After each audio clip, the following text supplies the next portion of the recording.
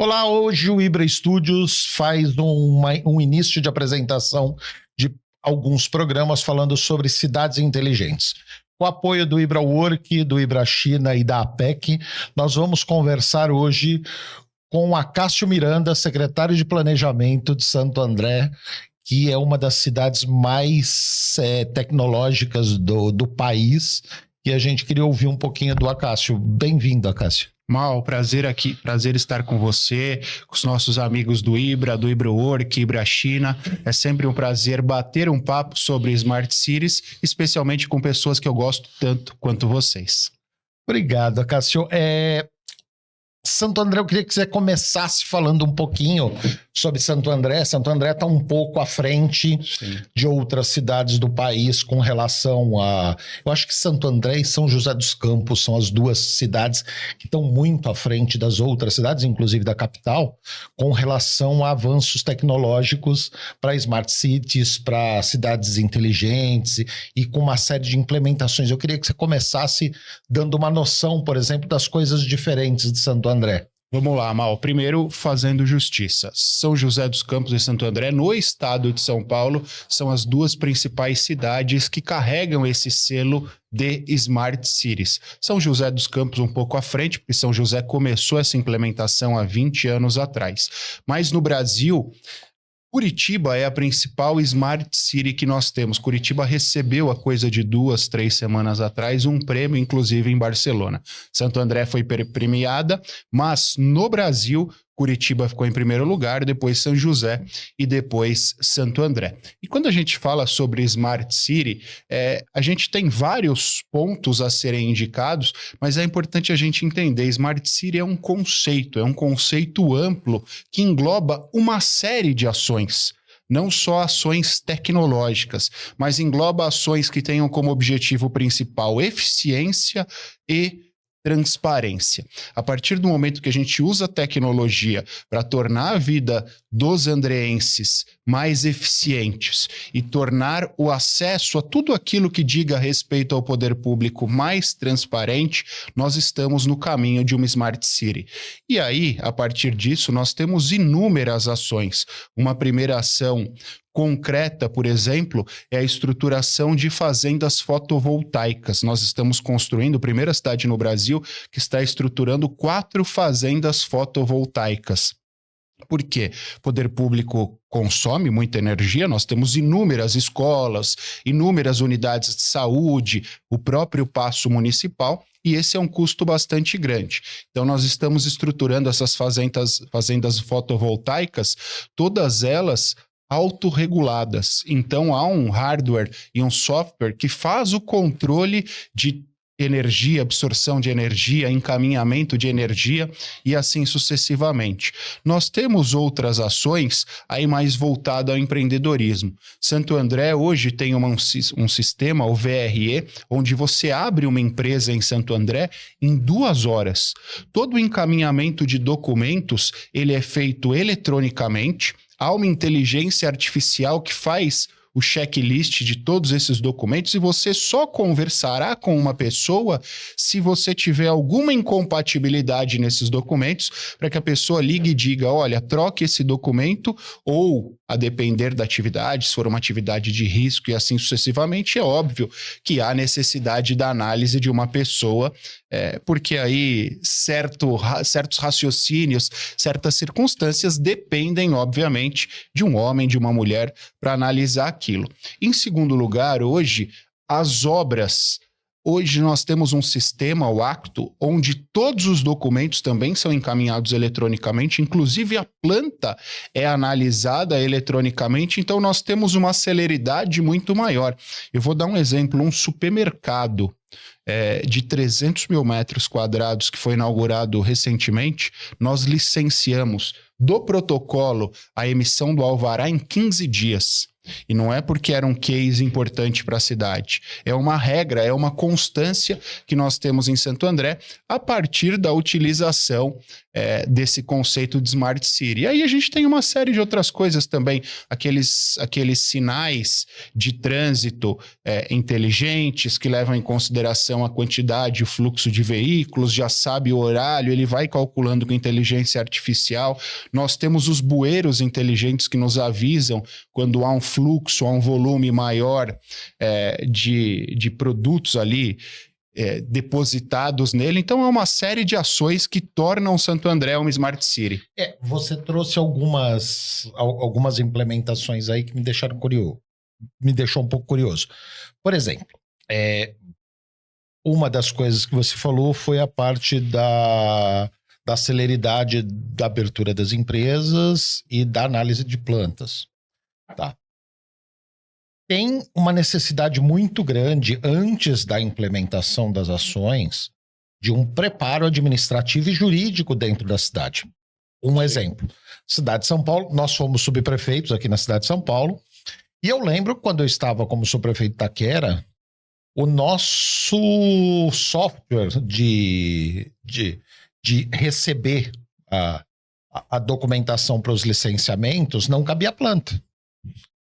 E essa linha de não caber a planta acabava fazendo com que existissem processos digitais e o mesmo processo de forma física para poder caber essa planta. E tinha um entrave na parte de legislação municipal.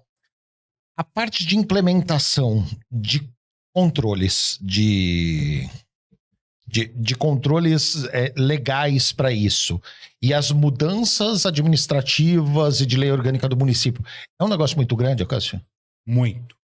Mas é importante até a gente fazer um apanhado geral. Eu disse aqui que Smart City, o objetivo é eficiência e transparência. E dentro dessa eficiência, dessa transparência, talvez o principal pilar para a população seja a desburocratização.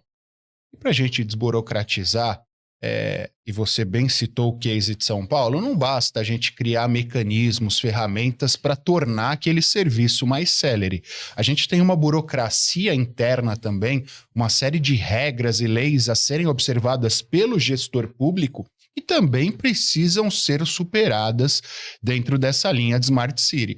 E a gente sabe que a grande maioria das cidades, a legislação, a burocracia da grande maioria das cidades não está preparada para esse conceito de Smart City.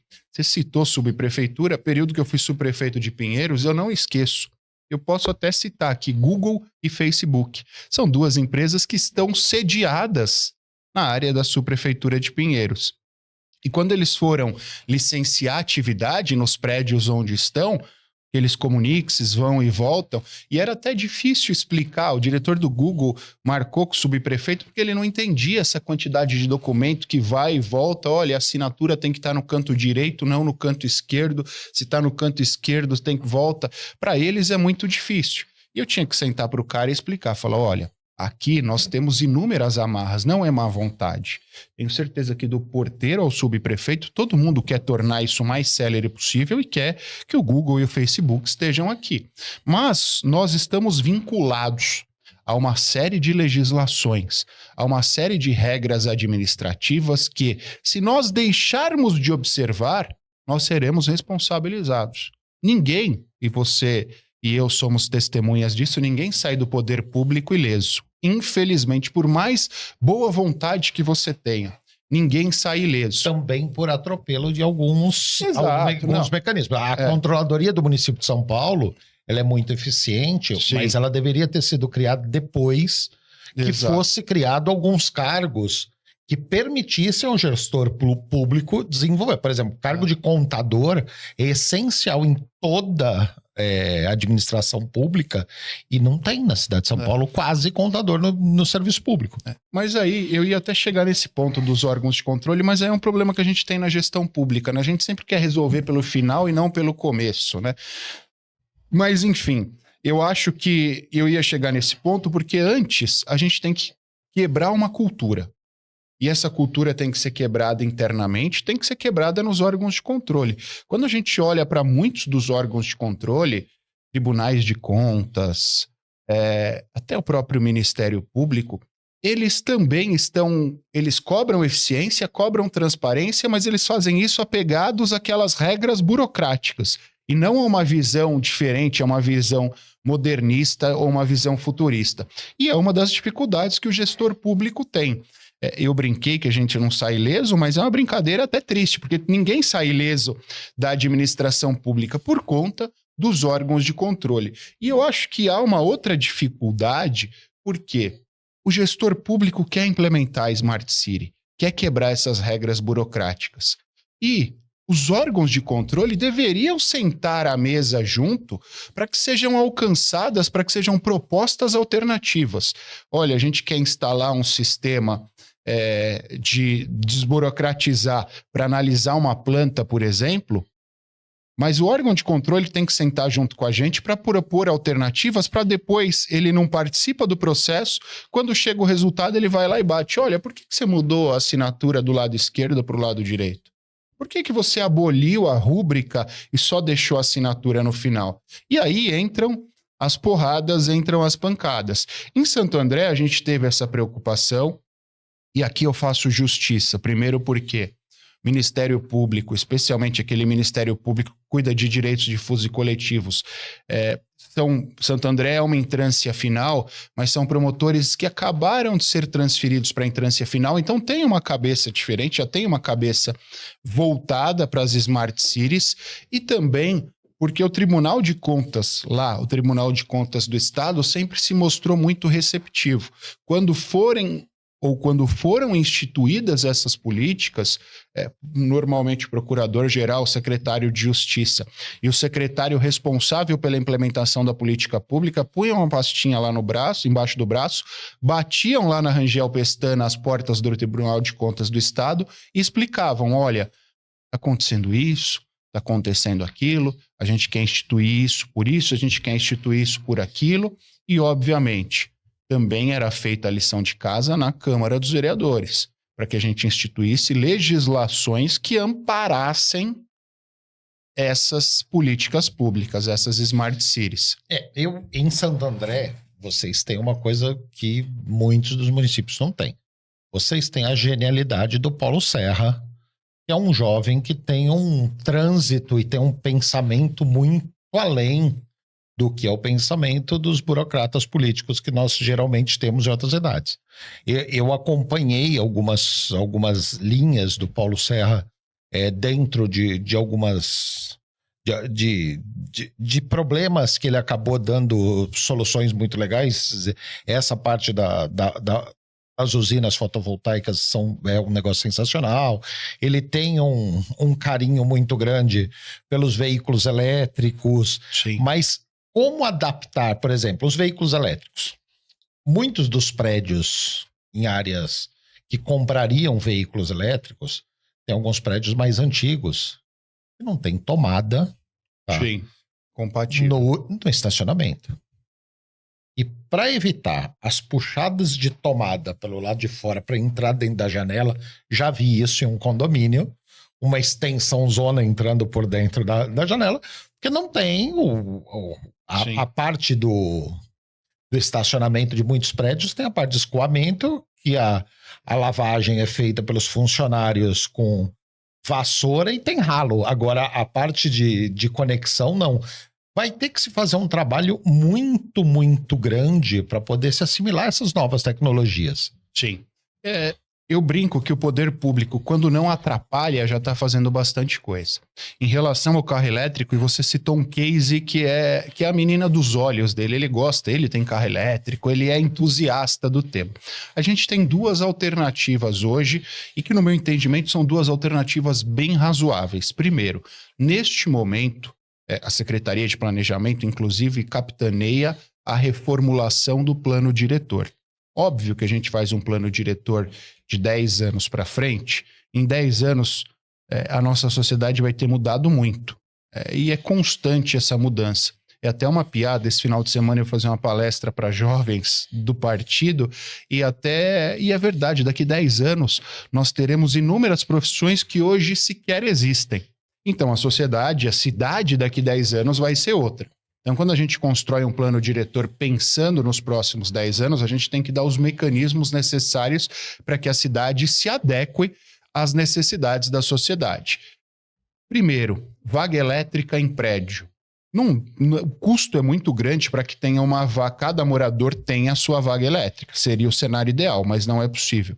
Então, a gente está tirando do cômputo de área construída aquelas vagas elétricas coletivas. Então, para os novos empreendimentos. Para os novos empreendimentos. Então, aqueles prédios novos têm a vaga para deficiente, que é exigência legal. Em Santo André, a gente permite, não computa isso na área construída, que sejam feitas vagas coletivas elétricas. Aí depois, os moradores fazem um revezamento para que todos possam carregar o seu carro. E existem, você bem disse, os prédios mais antigos onde essa adaptação é impossível. Há até um certo preconceito. Nós recebemos recentemente uma reclamação no Colab, que é o nosso sistema, que é 156 lá de Santo André, de um morador que ele queria instituir uma vaga elétrica, mas foi vetado na reunião de condomínio, na assembleia de condomínio. E, de fato, se o condomínio decidiu nesse sentido, o condomínio antigo, não há nada que o poder público possa fazer, a não ser criar alternativas dentro das nossas possibilidades. Quando eu fui sub de Pinheiros, nós fizemos com a Volvo, estou até citando uma marca aqui, o primeiro parklet, onde era possível carregar carros elétricos. A gente está levando essa ideia para Santo André. A gente vai instituir alguns parklets públicos, estruturados pelo município, e eu tenho convicção que marcas de carro elétrico, essas marcas mais modernas vão querer patrocinar em algum momento, instalados em alguns pontos da cidade, onde o sujeito encosta o seu carro elétrico, vagas exclusivas para carro elétrico, obviamente, encosta o seu carro elétrico, vai lá e carrega neste parklet o carro elétrico. Então, mas só em locais públicos ou existe legislação em Santo André para que se faça um convênio, uma PPP com um posto de gasolina que o cara geralmente vai próximo de uma praça para que deixe ali, para algum setor da prefeitura que fique um local mais particular e dê até uma segurança maior para a pessoa poder carregar? Existe essa possibilidade na legislação, mas aí é uma questão comercial. Eu confesso que eu fico até triste, porque eu vejo que a iniciativa privada, aliás, tem poucos interessados nisso. Posto de gasolina, por exemplo. O posto de gasolina podia instituir uma bomba para carregar. Ele podia cobrar ali um valor, que é óbvio que é natural que ele cobre, porque ele está gastando energia, mas quantos postos você conhece que tem essa iniciativa? Eu tô rindo porque perto de casa tem um posto que tem um carregador de carro elétrico e é o único posto da região. Sim. Por uma coincidência muito, muito grande, ele fica na Avenida São Walter, sim, muito próximo ali da Praça Pan-Americana, onde era o restaurante Ilha Antigo, e é onde concentra de sábado e domingo os carros antigos. Verdade. É uma ironia. O único posto perto de casa que tem o carregamento elétrico é aquele posto que recebe os colecionadores de carros antigos de final de semana. É muito louco isso. É um contraste grande. É um contraste gigante. Eu acho que nas estradas já tem. Se você pegar Castelo, que é meu caminho, que eu vou para Porangaba, para a terra dos meus pais. Se você olhar, Castelo tem 3, 4 postos que tem carregadores elétricos. Mas dentro da cidade, a iniciativa privada, porque eles têm mais praticidade que a gente, eles não fazem, né? Eles não fazem. E eu tenho convicção. A gente vai instalar os públicos porque eu acho que é um caminho. Mas eu tenho convicção que boa parte dos donos de carros elétricos, se precisassem parar num posto e precisassem custear aquilo, eles fariam sem problema nenhum. Até porque aí meu vizinho do lado, ele instalou no apartamento, mas eu moro num apartamento que foi entregue em 2016. Ainda era embrionária a questão do carro elétrico. A fiação do apartamento ainda não comporta os carregadores elétricos mais modernos. Então ele falou, olha, normalmente o carro demoraria 2 horas para carregar. Esse aqui demora 14, 16 por conta da estrutura do prédio, que é um prédio relativamente novo. Então, num posto, você tem trifásico, você tem gerador, tem uma série de coisas que facilitam isso também. Essa ideia de colocar em locais públicos é bem bacana. Deixa eu só mudar de assunto um pouquinho para a gente terminar nessa linha de Santo André e partir para uma outra conversa. Santo André também tem uma linha de readaptação de funcionários públicos, que isso deveria ter em toda a cidade. Tem muito funcionário público que tem uma visão muito, muito antiga, está em fase final de carreira, e não tem essa familiaridade com o novo, com o SEI, com os programas novos de coisa. Eu acho que eu não conheço outra cidade, você falou de Curitiba e São José dos Campos, talvez tenha, mas eu não conheço outra cidade que tenha uma capacitação para funcionários públicos nessa área. Sim, eu acho que são 2 pontos extremamente interessantes. Primeiro, mandar um abraço aqui para o Pedro Seno, nosso secretário de Inovação e Administração, porque é ele quem está capitaneando esses 2 projetos. Primeiro, um projeto chamado Servidor no Lugar Certo.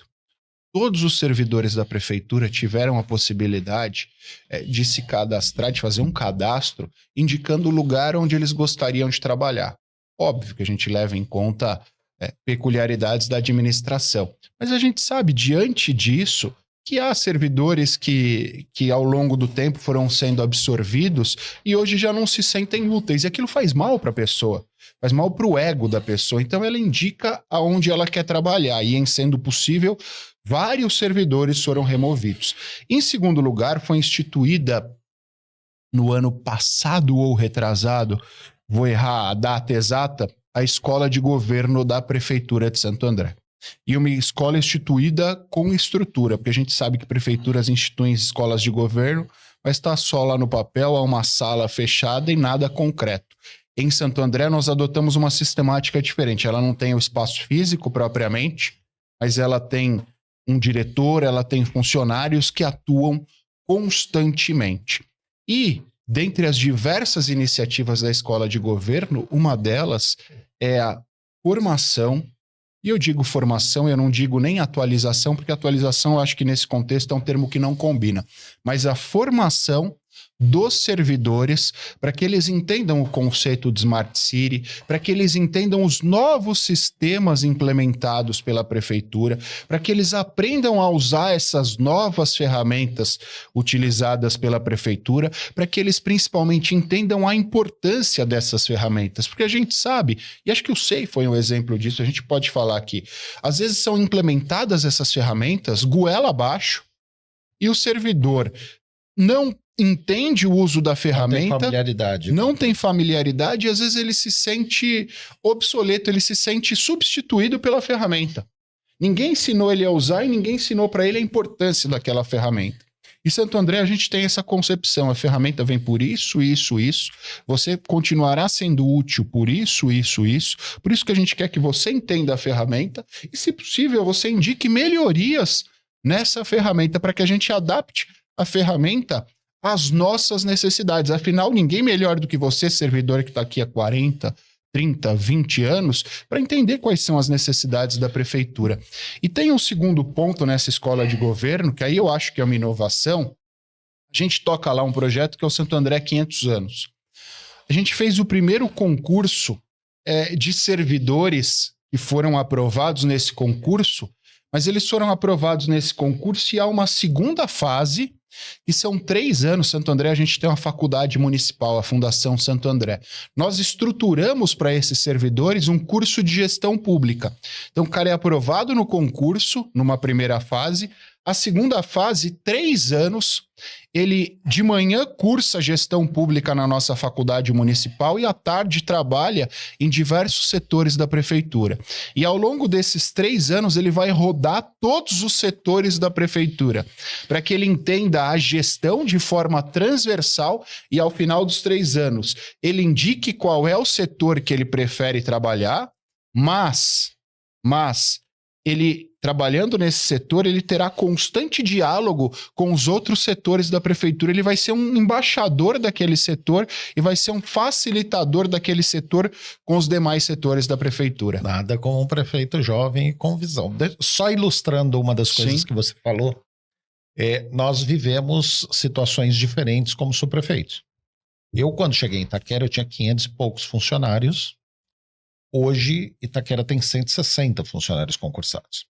E quando eu cheguei em Itaquera, quando você falou daqueles funcionários públicos obsoletos, no primeiro dia que eu tive, eu quis correr todos os setores e cumprimentar todo mundo e dizer que eu era um funcionário público como todos e eu estava chegando no espaço. E aí, a última passagem, tinha a menina que estava me ciceroneando nisso tudo, e eu olhei e falei, aquela sala nós não fomos. Ela falou, ali é a sala dos alcoólatras. Eu falei, não, a gente não tem uma sala dos alcoólatras e nem vai ter. Fui conhecer, o pessoal estava cheirando bebida muito forte, falei com todo mundo ali. No dia seguinte, o primeiro local que eu passei foi por lá e eu comecei a passar pelo local para conhecer as pessoas que estavam ali. Não tinha nenhum alcoólatra.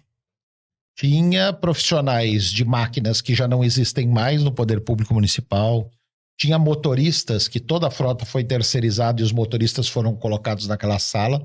E os antigos subprefeitos, toda vez que olhava para aquela sala, colocava a pessoa que ele achava que não se encaixava em lugar nenhum. E eu comecei a conversar com o pessoal para saber aonde eles poderiam e queriam trabalhar. Tinha algumas pessoas que faziam um Uber de manhã, quando estavam sóbrios, e preferiam ficar naquilo. Eu montei equipes noturnas de desfazimento e de controle por causa do estádio do Corinthians. Tinha algumas pessoas que tinham uma facilidade para trabalho manual e eu coloquei para fazer a jardinagem em torno da subprefeitura. E a gente tinha um reaproveitamento de pneus abandonados que eram jogados. E a prefeitura tinha muito pneu pintado, desenhado para poder fazer isso. E deu 6 meses, ninguém mais cheirava álcool na subprefeitura. Sim. E essa readaptação é um negócio muito importante. E aquele negócio do funcionário público não gosta de trabalhar. Às vezes ele não está feliz no local. Sim. Eu tive em Santo André com você 2 ou 3 vezes e as pessoas são muito animadas no que fazem. Eu acho que talvez essa realocação e essa visão jovem do Paulo Serra deu uma outra visão a tudo isso. Sim. Porque, e você tocou num ponto que para mim é essencial. A gente fala de Smart Cities, de eficiência e transparência, mas a gente depende do funcionário público, a gente depende de pessoas para a implementação da Smart Cities. E não teria o menor sentido a gente instituir uma política pública moderna deixando o atraso na mão do Exatamente. Exatamente. Tem uma frase que diz: só há ventos favoráveis para quem sabe onde vai. E a gente só sabe para onde o setor público vai, levando em consideração o que essas pessoas dizem, o histórico que essas pessoas têm. Eu tenho o Luizinho lá na prefeitura, é arquiteto. Ele é o funcionário comissionado mais antigo de Santo André. Tem 35 anos como comissionado. Por quê? Que na subprefeitura é o cadastro. Todos aqueles terrenos que pertencem à municipalidade, ele tem isso na cabeça. E entra a gestão, passa a gestão, nós não tínhamos um cadastro instituído. Ninguém tinha o interesse de fazer, ele tinha a memória. Recentemente falei, Luizinho, vamos colocar tudo isso num sistema? Ele ficou meio assim, porque aí o cara já se sente fragilizado, a utilidade dele, o trunfo dele é aquele. Falei, olha, você não vai perder seu cargo, você não vai perder sua função, mas a gente precisa ter uma memória efetiva para que você fique resguardado. Ele semanalmente recebe notificação do Ministério Público, e o MP já não manda para o prefeito, já não manda para o secretário, não manda para o secretário, manda direto para o Luizinho, ele desesperado com aquilo. Falei, tendo um sistema que depende do seu conhecimento, porque o ajuste fino é você quem sabe, olha, é a dona Maria que invadiu, que ela faz isso, que aquilo, isso só você vai ter. Mas a inserção num sistema e a gente dá acesso diretamente ao Ministério Público, a gente coloca isso, fica mais rápido e fica mais garantido. E a obrigatoriedade do governo federal de fazer as regularizações fundiárias passam pelo ajuste fino dele, senão não existe. Exatamente. Exatamente. E vai além da questão da regularização fundiária, Mal. E a gente aprovou uma lei recentemente, vai no sentido da valorização dos ativos públicos. O Dória, quando foi eleito prefeito, começou a fazer um movimento nesse sentido, mas logo parou. A prefeitura tem um patrimônio, as prefeituras têm um patrimônio imobiliário enorme. Gigante. E se a gente for olhar, todo esse patrimônio é mal utilizado. Óbvio que não tem que vender o terreno de uma escola, não tem que vender o terreno de uma unidade de saúde, mas terreno que está vazio, terreno que está abandonado, tudo isso... Poderia estar brigando uma subprefeitura Exatamente. que não tem um terreno e você paga aluguel disso. Eu acho que é o caso de Itaquera, né? De várias subprefeituras de São Paulo pagam aluguel de prédio, sendo que tem um terreno gigante na imediação, próximo ao metrô, com condições de abrigar a subprefeitura. Exato. Então a gente tem essa conta. Você vende faz o prédio. A gente tem, no poder público, nós temos criatividade, é a nossa primeira característica. Então a gente fez esse levantamento para entender qual é o tamanho do nosso patrimônio, para a gente entender qual é a finalidade, a utilização de cada um desses bens e se a gente consegue dar uma destinação para eles, né? A gente fala que Smart City é só a questão do hardware, do software, da internet das coisas, mas otimização da gestão faz parte do conceito de Smart City, né?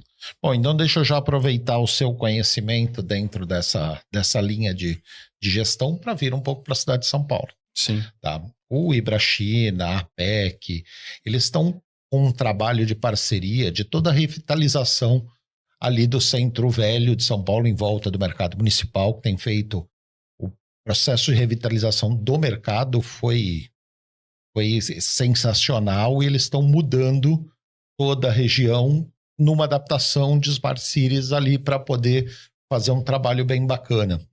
Tá?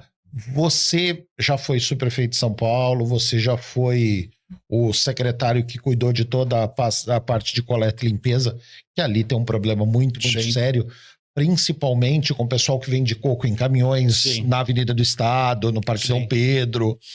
Tem a palha do abacaxi. Tem a palha do abacaxi. Você acha que a cidade está preparada em termos de legislação para aproveitar, por exemplo, o coco e transformar aquilo em um material ou orgânico ou um material de artesanato para que possa ser desenvolvido com a palha do coco alguns tipos de... Cidade de Tiradentes, em São Paulo, todas as praças, quando foram feitas na gestão Kassab, tem um toldo, tá? Que é um espaço mais reservado, que não chove, tem uma palha, tá? E tem uns toldinhos como se fosse o Semucan, alguns pontos de cobertura para isso. Daria para a própria cidade reverter as coisas do abacaxi, do coco, a linha que é de material orgânico passando para lá, para desenvolver coisas para a própria cidade. Mas eu tenho dúvidas com relação à legislação municipal da cidade, se conseguiria comportar tudo isso nesse formato. Eu acho que, infelizmente, não. E se tiver mais alguma ideia para essa região, acho que você tem uma experiência gigante. Que, infelizmente, não. A cidade tem certas dificuldades na absorção disso, começando pela legislação. Mas primeiro eu vou falar de infraestrutura para depois a gente chegar na legislação. Eu lembro, eu fui 1 ano secretário de limpeza, foi minha última experiência em São Paulo com o fim da Anlurb. Foi instituída uma secretaria de limpeza e eu fui o primeiro secretário de limpeza, São Paulo. A questão é que a cidade tem pouca estrutura para a gente instituir novidades. Vou dar um exemplo, Barcelona.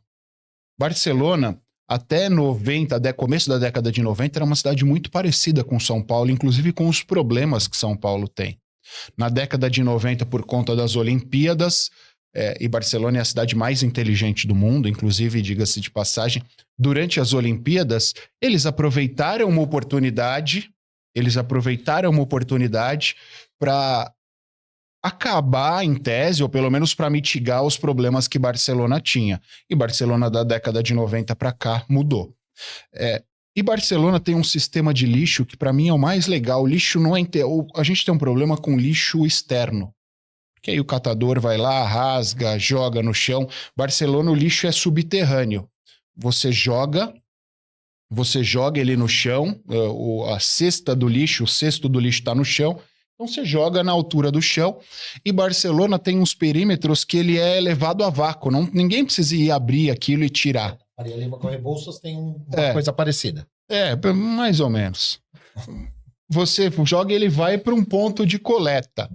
Em São Paulo, a gente já sabia que esse transporte, essa logística não seria possível, mas a gente queria pelo menos colocar no chão. Porque aí depois vai lá um elevador, põe para fora, o caminhão tira, põe outro e acabou. O centro de São Paulo não comporta isso. Se você olha para a calçada, as pessoas falam do enterramento da fiação. Hoje é impossível certas regiões da cidade. Por quê?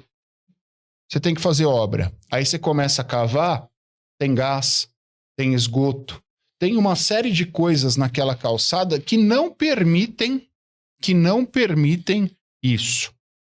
Aí você entra na esfera, especialmente no centro de São Paulo, aí você entra na esfera da legislação. A nossa legislação, você sabe muito bem, a calçada, como regra, é do munícipe. O poder público não pode intervir.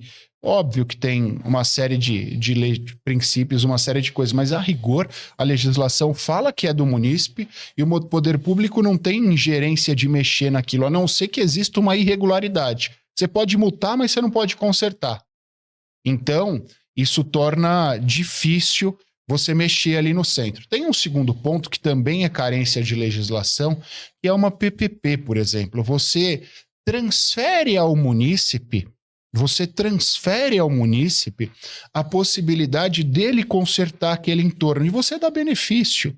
Olha, você vai mexer, então você vai poder explorar a calçada, você poder pôr umas cadeirinhas, você vai mexer, então nós vamos descontar do pagamento do seu IPTU. A gente não tem legislação para isso. E hoje, qual é o incentivo para que alguém vá e faça aquilo?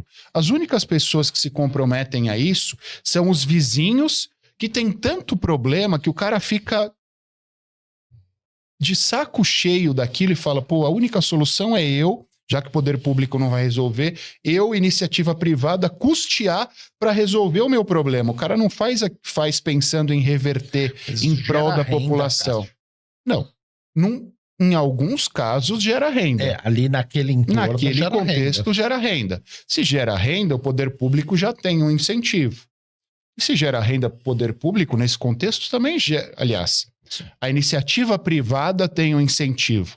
E se gera renda para a iniciativa privada, mesmo que indiretamente, o poder público está sendo beneficiado. Então você pode dar uma PPP, olha, PPP tem concessão administrativa, tem tarifa, você vai fazer, você vai explorar e você vai pagar tanto para o poder público. Ou você vai fazer, você não vai explorar e vai ser uma via de mão dupla. O poder público ganha pela revitalização, você ganha porque você está atraindo pessoas. É um jogo de ganha-ganha, mas a gente não tem legislação. Pode ver que todas as que nós citamos aqui, PPP e outras possibilidades, concessão, são todas leis federais que de alguma forma a gente replica no poder público. E aí vem outro ponto. Nós fizemos uma parceria como essa, supondo que você seja o Mercadão e eu seja a prefeitura. A gente vai ter que submeter isso ao Ministério Público, que vai questionar quem é que está fazendo, quem está deixando de fazer, está fazendo a que título, o que a população está ganhando. E por mais que todos esses elementos sejam evidentes, especialmente relacionados ao ganho, mas você vai ter que justificar. Vem controladoria, vem denúncia de concorrência. Você fica descoberto por uma insegurança jurídica que você, enquanto poder público, por mais boa vontade que você tenha, você fica até desmotivado com aquilo. Resumindo, nosso amigo Thomas está com trabalho hercúleo, mas está indo muito bem ali na região. Mas ele tem um primeiro elemento, ele tem boa vontade. A boa vontade é o primeiro ponto para ele fazer tudo isso. Em segundo lugar, ele é vocacionado. Ele tem apreço ao Mercadão e àquela região. Então, obviamente, esse apreço acaba sendo um fator de motivação.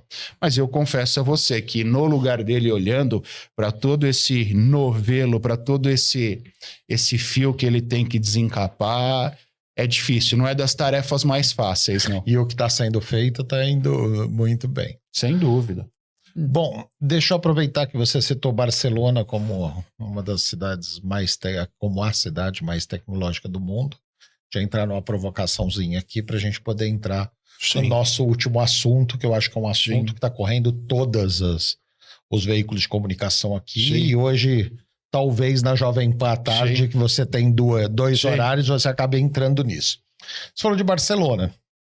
Pelo que eu me lembro, o transporte público por metrô de Barcelona e Madrid, público.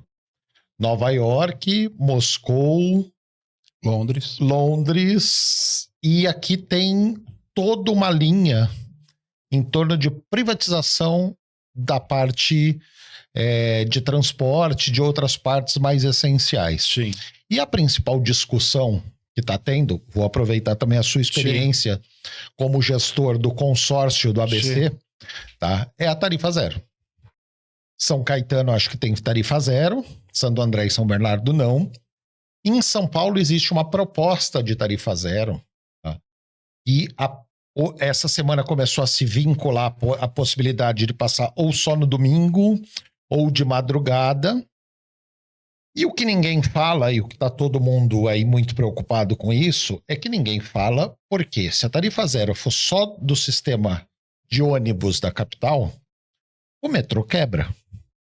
Porque ninguém de Itaquera que vem de metrô até o centro vai pagar tarifa de metrô se tem um ônibus ali.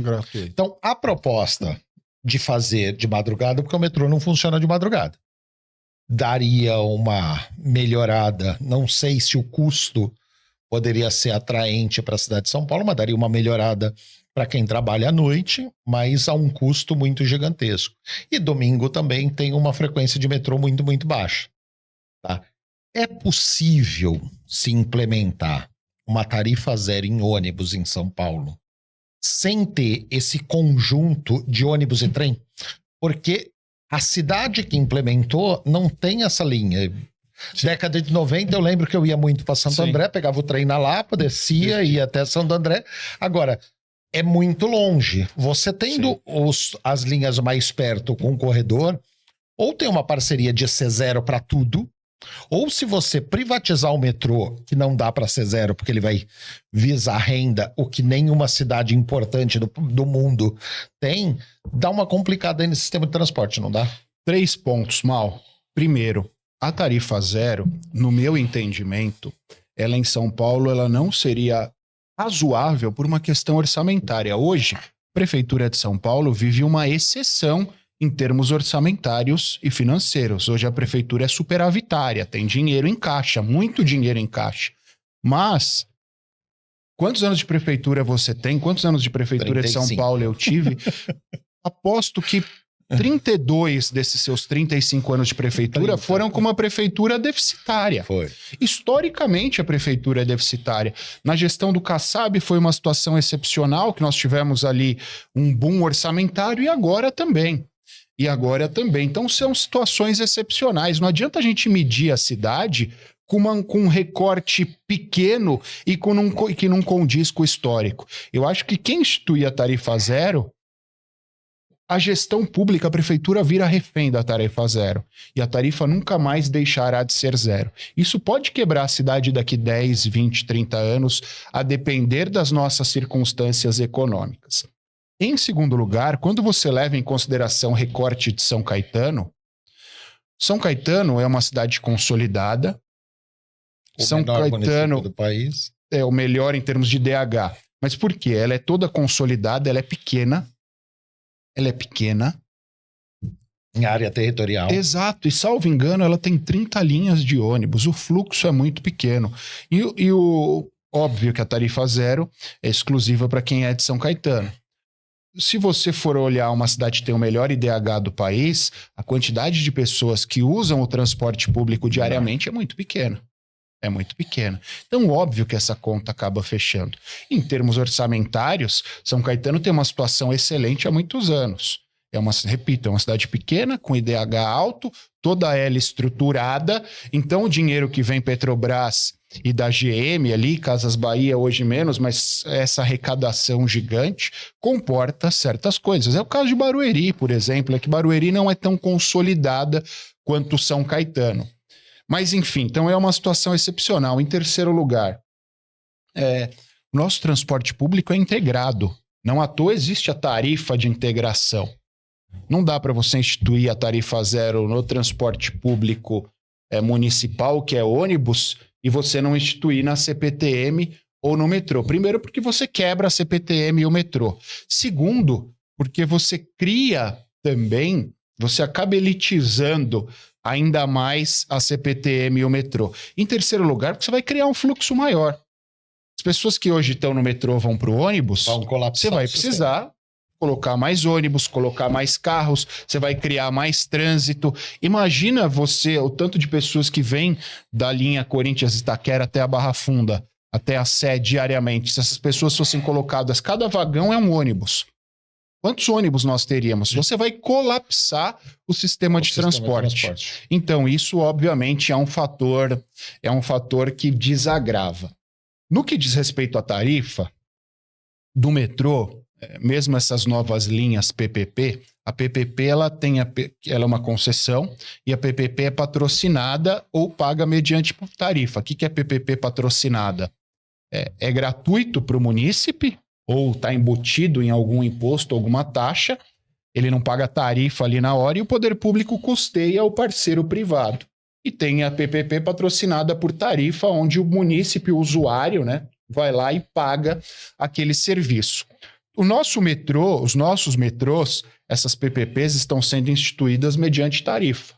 Então, o parceiro recebe a partir do pagamento do usuário. Isso também faria com que essas linhas não fossem atrativas para esse parceiro. Eu vou perder uma grande quantidade de pessoas e eu vou fazer o quê?